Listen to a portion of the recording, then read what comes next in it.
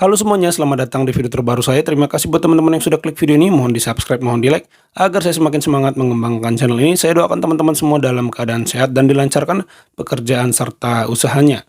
Ya, pada video kali ini saya ingin mengajak teman-teman menyaksikan pengakuan dua profesor, satu dari Amerika, satu dari Singapura, tentang kuatnya kepemimpinan atau posisi seorang Presiden Joko Widodo. Bahkan sampai disebutkan Presiden Jokowi adalah presiden terkuat setelah era Soeharto.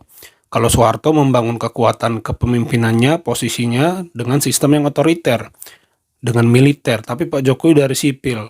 Tapi bisa dikatakan dia adalah pemimpin paling kuat setelah era Soeharto. Ini luar biasa ya. Nah, bagaimana sih analisa, bagaimana sih datanya, bagaimana sih argumentasinya, sehingga Pak Jokowi dikatakan adalah presiden terkuat. Gitu loh. Nah, yuk kita tonton videonya bareng-bareng. Dan Slater, profesor terkemuka dari Michigan, dulu dari Chicago ya, datang ke kantor saya dan menyebut Presiden Jokowi is the most powerful president in post-Soeharto era. Satu, karena popularitasnya sangat tinggi.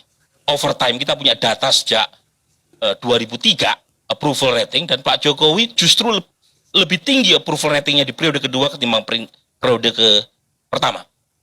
Yang kedua, 7 partai pendukungnya di parlemen itu samina watokna, bahkan Nasdem ya, dalam urusan RUU kesehatan pun ketika beberapa bulan terakhir panas dingin hubungannya, setuju terhadap RUU itu. Jadi poinnya adalah secara populer dia kuasai, secara elit dia kuasai. Partai pendukung pemerintah banyak, Bang Karni, ada 7, tapi perilakunya tunggal. Makanya saya sebut sebagai fenomena one single party. Jadi partai banyak, ada Gerindra, ada PDIP, ada PKB, ada Nasdem, ada Golkar, tapi perilakunya sama, bahkan dalam urusan kebijakan yang tidak populer sekalipun. Sebut saja IKN, Omnibus Law, revisi Undang-Undang KPK, revisi Undang-Undang Minerba. Ya. Jadi hampir semua kebijakan pemerintah gol. Nah, itu indikator beliau kuat. Nah, apa indikatornya? Dan Slater menyebut 2. Satu, masuknya Gerindra ke dalam pemerintahan di periode kedua. Kata Dan Slater, masuknya Gerindra ke dalam pemerintahan itu membuat tidak ada oposisi yang signifikan di luar pemerintah. Karena PKS dan Demokrat cuma 19%. Yang kedua, nah ini yang unintended sebenarnya. Karena menurut saya bukan maunya Pak Jokowi awalnya, yaitu Pak Kiai Haji Ma'ruf menjadi wapres. Kata Dan Slater, itu yang membuat kekuatan Presiden Jokowi makin bertambah, karena Pak Kiai Ma'ruf adalah representasi NU, Rois Am PBNU.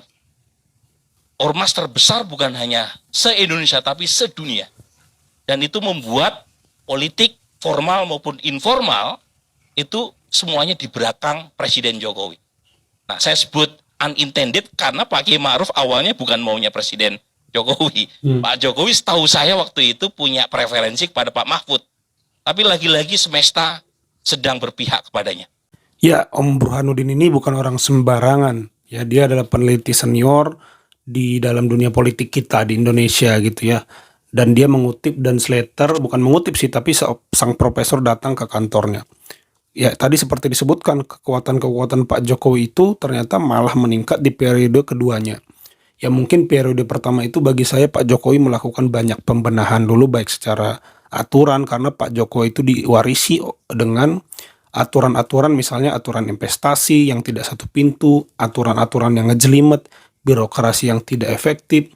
Nah, ini pasti harus direvolusi dulu oleh Pak Jokowi, sehingga hasil-hasilnya itu secara progresif sangat terlihat di periode keduanya, misalnya tentang pembangunan tol yang tadinya ganti rugi dirubah menjadi ganti untung, sehingga terjadi percepatan-percepatan pembangunan. Kalau kita bisa lihat sekarang, Pak Jokowi itu sebentar-sebentar meresmikan bendungan, nggak lama lagi meresmikan tol, nggak lama lagi meresmikan tol. Jadi dengan efektifnya birokrasi yang dibangun Pak Jokowi, pembangunan dapat melaju dengan pesat karena tidak ribet, tidak banyak pintu-pintunya, cukup satu pintu, investasi bisa masuk. Jadi saya pikir seperti Om Burhan katakan bahwa di periode pertama itu hasilnya hasil kepuasan publiknya ternyata lebih tinggi hasil kepuasan publik di periode kedua. Itu sampai muncul isu 3 periode itu kan karena kepuasan publik yang sangat tinggi di periode kedua, karena hasil-hasil kerja dari Pak Jokowi mulai memimpin itu sudah sangat terlihat di periode keduanya. Nah, harusnya seperti inilah kepemimpinan itu. Bahkan harusnya di setiap daerah itu seperti ini. Apa yang dikejar? Progresivitas.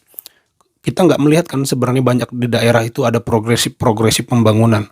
Kita tidak bilang harus sempurna langsung jadi semuanya, tapi ada progresif. Faktanya yang terjadi adalah kemangkrakan demi kemangkrakan yang dilakukan banyak daerah. Sedangkan Pak Jokowi kalau kerja, dia progresif, ada target dan harus selesai gitu loh.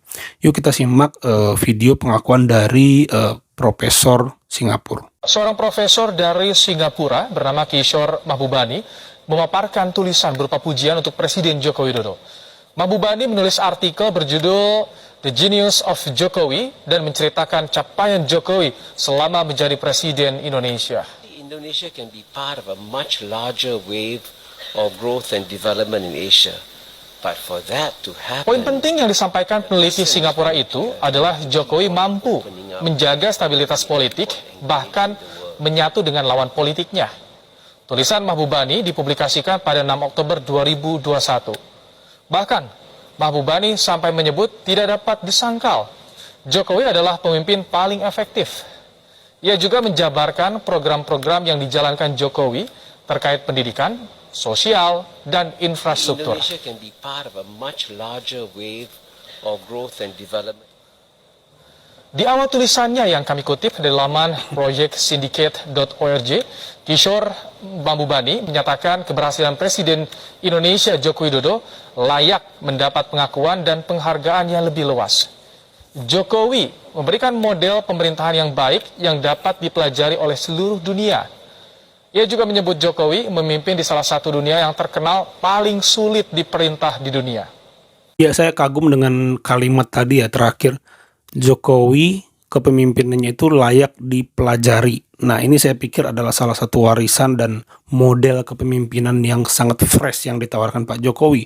Mengingat di seluruh dunia presiden itu sangat ketat di istana, sangat ketat pengawalannya, tidak turun ke masyarakat. Tapi Pak Jokowi itu seperti memberikan role model ya. Dan dia konsisten melakukannya dari wali kota, gubernur sampai jadi presiden, bahwa pemimpin itu harus turun ke bawah. Nah, saya kagum banget dengan kalimat tadi. Pak Jokowi meninggalkan atau kepemimpinannya layak dipelajari. Nah, ini saya pikir harus dicontoh oleh kepala-kepala daerah gitu ya. Nah, yang saya salut juga dari Pak Jokowi itu adalah konsistensinya. Jadi kalau dia belusukan, terus dia lakukan. Dia tidak cuma pencitraan pas kampanye. Bahkan dalam meninjau proyek-proyek besar, dia berkata, kalau saya sebagai presiden turun 3 kali, menteri harus 10 kali. Makin ke bawah berarti harus makin sering mengawasi. Nah, ini baru benar gitu loh. Kalau presiden 3 kali memantau proyek yang sedang dikerjakan, berarti menteri harus 10 kali. Artinya harus 2 kali lipatnya lebih kerja keras memantau proyek-proyek tersebut agar selesai. Nah, jadi benar-benar Pak Jokowi ini memahami problem manajemen. Benar-benar Pak Jokowi ini mengerti menyelesaikan pekerjaan-pekerjaan yang sulit. Dia tidak mau lepas tangan, tidak mau menyerah, tapi proyek-proyek itu benar-benar dicarikan solusinya dengan mode-mode persuasif. Contohnya Sodetan Ciliwung, itu kan melibatkan penggusuran. Dia mentang-mentang ada yang digusur ribet, udah lepas, nggak jadi. Pak Jokowi harus beres, ya menggunakan metode persuasif nih. Heru Budi di Jakarta kan diselesaikan hukumnya, diselesaikan ganti biayanya, jadilah tuh Sodetan Ciliwung. Jadi hal-hal seperti ini yang teknis, yang agak rumit, Pak Jokowi itu nggak mau menyerah. Ini yang saya salut. Nah, ke depan apakah Indonesia bisa punya pemimpin yang sangat teknis, mengerti teknis, dan mau menyelesaikan persoalan yang rumit? Nah, ini pasti menjadi tantangan Indonesia ke depannya. Itu aja teman-teman video kali ini, semoga bisa dinikmati. Terima kasih yang sudah menyimak sampai selesai. Semoga teman-teman semua dalam keadaan sehat dan dilancarkan usaha serta pekerjaannya. Sampai jumpa di video saya selanjutnya.